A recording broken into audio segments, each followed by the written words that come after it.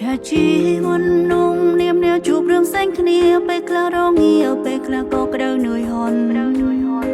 ខំប្រឹងជុំនាងក្រុមយ៉ាងទាំងភាពជូរចន់វាសនាកំណន់ឲ្យយើងជាអ្នកដោះស្រាយ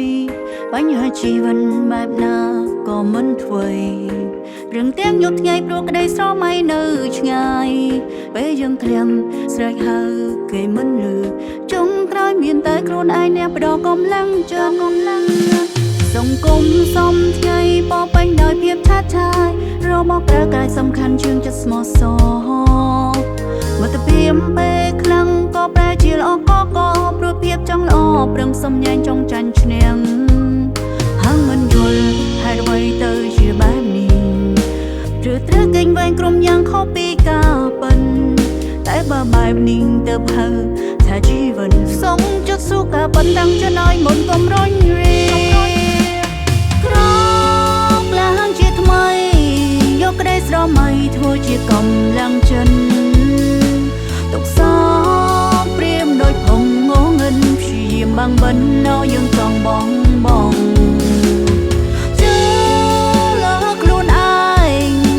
ប្រឹងប្រែងគ្មានថ្ងៃប៉ុនណែឡើយតស៊ូហើយកុំបន់ដោយតទៅថ្ងៃក្រោយយើងនឹងបានជោគជ័យ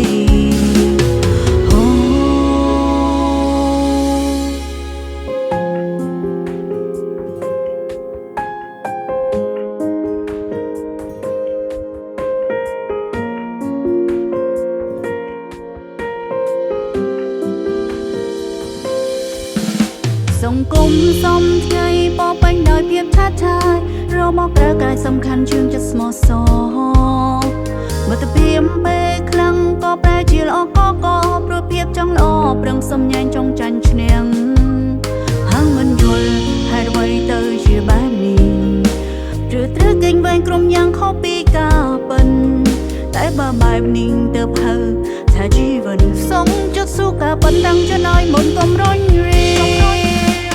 ក្រកឡើងជាថ្មីយកក្តីស្រមៃធ្វើជាកម្លាំងចិត្តទុកសោកព្រាមដោយភងងងឹនព្យាយាមបាំងបិណ្ឌឲ្យយើងចង់បងជឿលើខ្លួនឯងរកការប្រឹងប្រែងគ្មានថ្ងៃប៉ុនណែឡើយតស៊ូហើយកុំបន់ដោយតទៅថ្ងៃក្រោយយើងនឹងបានជោគជ័យ